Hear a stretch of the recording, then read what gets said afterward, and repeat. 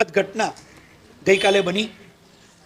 અમારા વડીલ ગુરુભાઈ ગચ્છાધિપતિ પૂજ્યપાદ ગીતાર્થ શિરોમણી દાક્ષિણ્યતાના ગુણના ભંડાર સડ દર્શન વેદતા અને વાત્સલ્યમય વ્યક્તિત્વ ધરાવનારા મોટા ગુરુભાઈ એટલે ગુરુવત પૂજ્ય અમારા રાજેશ્વરીશ્વરજી મહારાજ, જેમણે ઉવસગ્રમ તીર્થ જે આપણે જઈએ છીએ, કુલપાકજી તીર્થ, પછી ભરૂચ તીર્થ, આવા તો કઈ કેટલા તીર્થોના, બનારસ, આવા કઈ કેટલા તીર્થોના, પ્રાચીન તીર્થોના એમના હાથે જીર્ણોદ્ધાર થયા. પાલીતાણાના દાદાના ડુંગરની પદ્માવતીની ટૂંક, એનો પણ પગલા બગલાની બધી પ્રતિષ્ઠા પણ પદ્માવતી ટૂંક ડુંગર ઉપર, એનો પણ જીર્ણોદ્ધાર આ પૂજ્ય પુરુષની નિશ્રામાં થયો. એવા ઘણા બધા તીર્થો, મહેન્દ્રપુરમ પાલીતાણા જતા જે આવે, વણછરા, હા વણછરા, બલેશ્વર, આવી બલેશ્વર હાઈવે પર આવે, નવસારી અને સુરતની વચ્ચે, આવા તો કેટલાય તીર્થોના સ્થાપક અને જીર્ણોદ્ધારક અમારા ગચ્છાધિપતિ શ્રી હતા. 45 આગમ ના દરેક પદાર્થો એમ કહીએ કે એમને મોડે હતા.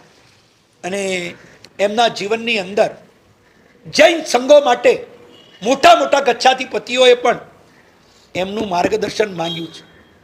હમણાં પ્રવર સમિતિના સંચાલક અભયશ્રી મહારાજનો કાગળ ગયો ત્યાં, એમાં પ્રવર સમિતિના મેન એમણે લખ્યું કે આચાર્ય શ્રીના જવાથી અમને બહુ ખોટ પડી છે. ઘણી બધી વાર એમનું માર્ગદર્શન, એમનો ઉકેલ અમને મળતો હતો અને ઘણા પ્રશ્નોમાં અમારું સોલ્યુશન આવતું હતું. પેલા ભુવનચંદ્ર વિજયજી મહારાજનો કાગળ આવ્યો. એક આચાર્ય ભગવંતો મોટા મોટા ગચ્છાધિપતિઓના, હજુ કાગળ તો વાંચ્યા જ નથી બધા, કારણ કે કાલે રાતના તો 12 વાગે તો અમે સૂતા. ગચ્છાધિપતિ અમારા ગુરુભાઈ, ગુરુવત જેને અમે માનતા હતા, એટલું બધું જ્ઞાન એમનામાં હતું, એટલું બધું જ્ઞાન. કોઈ પણ પ્રશ્ન હોય, કોઈ પણ પ્રશ્ન, એનો જવાબ ન મળે એવું બને જ નહીં.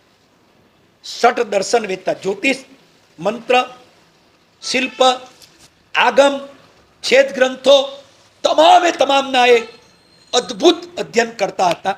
એનું વિઝન એટલું જબરજસ્ત હતું કે જ્યારે પ્રવર સમિતિનું સ્થાપના થઈ અને 500 સાધુઓ અને 18 કચ્છના ગચ્છાધિપતિઓ જ્યારે પાલિતાણામાં ભેગા થયા, અને એ વખતે એમણે જે માર્ગ બતાવ્યો હતો, આજે બધા યાદ કરે છે.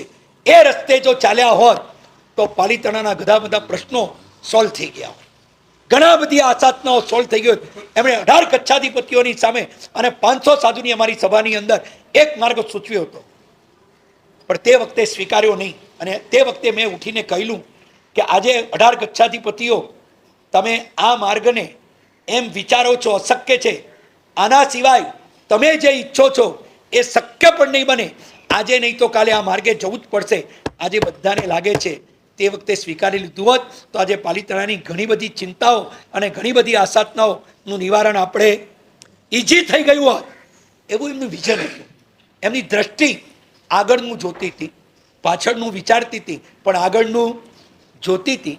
આવા મહાન પુરુષ મારા ગચ્છાધિપતિ રાજેશ્વરીજી મહારાજ સાહેબ, 61-62 વર્ષનો એમનો સંયમ પર્યાય, 81 વર્ષની એમની ઉંમર અને 39 વર્ષનો એમનો આચાર્ય પદ પર્યાય, 150થી વધુ અંજન સલાખા પ્રતિષ્ઠા. કેટલી? 150થી વધુ અંજન સલાખા પ્રતિષ્ઠાઓ કરી. એમની મસ્તીમાં રહેતા હતા. બોલતા જાય ને સ્તબનો ને ગીતો ને સ્તુતિઓ બનતી જાય. 600 જેટલા તો એમના લખાયા છે. કેટલા? 700 જેટલા એમના ગીતો તો લખાયા અને છપાયા. બાકીના તો ક્યાં વેરાયા એ કોઈ ઝીલી શક્યું નહીં અને ગયા. અને સૌથી પહેલી જૈન ફેરની સંરચના, જૈન ફેર, એ એમનું વિઝન હતું. અને મદ્રાસમાં જ્યારે એમણે કર્યું ત્યારે અમુક લોકોએ કીધું જૈન ફેર આપણા જૈન સમાજમાં ન હોય, પણ એ તો સિંહ સત્વ પુરુષ હતા. સમગ્ર મદ્રાસના સંઘને સાથે લઈ અને જઈને જૈન ફેરનું આયોજન થયું. 10 લાખ લોકો આવ્યા. કેટલું? એના જે પરિણામ આવ્યા, સમગ્ર ભારતભરના જૈન સમાજની અંદર એક હલચલ મચી ગઈ.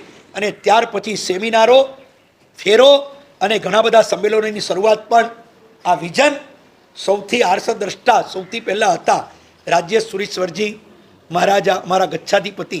આજે એમને વંદન કરીએ. પાર્શ્વનાથ ભગવાનના અનન્ય ઉપાસક. કાલ ધર્મના આગલે દિવસે એકાશનું, કાલ ધર્મના આગલે દિવસે પણ એકાશનું જરા વિચારો. આવી પરિસ્થિતિ, બોલાય નહીં, ચલાય નહીં, એકાશનાનું પુચકાણ, અને બીજે દિવસે તો પારણું કરે ન કરે, સાંજ પડે અને 6 ને 7 મિનિટ થાય, તપગચ્છના અધિપતિ, તપાગચ્છાધિપતિ મનોહર કીર્તિ સાગરસુરી મહારાજ, એમનું ને એમનું ચોમાસું સાથે હતું, બંને સાથે. એમના શ્રીમુખે નવકાર, અમારા બેન મહારાજના શ્રીમુખે નવકાર, સેંકડો ભાવુક આત્માઓ, મહાત્માઓ, ભાવુક આત્માઓની હાજરીમાં અચાનક કોઈને ખબર પણ નહીં કે આ સાંજે સૂર્યાસ્ત આપણે માટે થવાનો છે, કોઈને ખબર પણ નહીં. અને ત્યાં જ અચાનક આમ થયું, બધાએ નૌકાર શરૂ કરે, બધા આવી ગયા, નૌકારની અખંડ ધૂન ચાલી. અમારી તો ફોન પર વાત થતી હતી કે માતૃ થઈ ગયું છે, સારું છે, હવે ધીમે ધીમે બહાર આવતા જાય સાહેબ. અને સાંજે 6 ને 7 મિનિટે તો સમાચાર આવ્યા, 6 ને 7 મિનિટે સાહેબે આપણા બધાની વચ્ચેથી વિદાય લઈ લીધી છે. વડીલ ગુરુબંધુ હતા, એમની છાયામાં, એમની નજર તલે 27 વર્ષ સુધી મારું સંયમ જીવન વીત્યું હતું. બહુ જ જ્ઞાની, બહુ કરુણાવાન અને અત્યંત ઉચ્ચ કક્ષાના અભ્યાસુ હતા. કમ્મ પૈડીના પદાર્થો એમણે મને કરાવ્યા હતા થોડા. આવા મહાન ગુરુભાઈ કે જે અમારા સમગ્ર લબ્ધિ સમુદાયના એક મૂલાધાર હતા, જેમનું વ્યક્તિત્વ સમગ્ર શાસન માટે એક ઉજળું પાસું હતું, લબ્ધિ સમુદાય માટે તો ગૌરવ હતું. એ કાલે 6 ને 7 મિનિટે બધાને મૂકી અને ચાલ્યા ગયા. 4 દિવસ પહેલાં તો મેં એમને કહ્યું, મેં કહું સાહેબ અમે આવીએ છીએ. થોડા જ દિવસ પહેલાં તું ઊભો હતો અને મેં એમને કીધું તો મને કહે કે અસોરમ, હું જે કહું ને એમાં ના નહીં પાડતો, હું તને કાર્ય સોંપીશ, હું કહીશ એમાં તું તે વખતે ના નહીં પાડતો, હા પાડજે. હું સાહેબ જે કોઈ તહત નહીં. આ છેલ્લી વાત 2-3 દિવસ પહેલાં પાછો વાત થઈ, ફોન વિડીયો કોલ કર્યો, ત્યાંથી પાછી વાત મેં જોયું. મેં કહું સાહેબ, એટલે પેલા બધા શિષ્યોએ ને અમારા કેતનભાઈએ કીધું કે તમારા નાના ભાઈનો ફોન આવ્યો છે, હવે તો આંખ ખોલો. અને આંખ ખોલી. મને કહે સાહેબ આ સ્માઇલ આપ્યું પહેલી વાર આજે તમારું નામ સાંભળતા. એમ કહ્યું તમારો નાનો ગુરુભાઈ તમને વંદન કરે, તમે નહીં જુઓ તો રિસાઈ જશે. અને એમને સ્માઇલ આપ્યું. આવા વત્સલ ગુરુબંધુની વિદાય અમારા માટે વજ્રાઘાત સમી બની રહી. એમના હાથમાં જ્યાં પણ ગયો હોય ત્યાં પરમાત્માનું શાસન ને મળશે જ, નિસંદેહ એમને શાસન મળવાનું જ.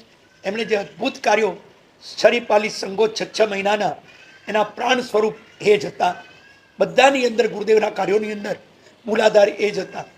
એ જ્યાં પણ હોય અહીં બેઠા બેઠા એમના ચરણોમાં વંદન, અને જ્યાં બી ગયા હો ત્યાંથી અમારું યોગક્ષેમ કરજો એવી પ્રાર્થના. હાથ જોડીને 12 નવકાર.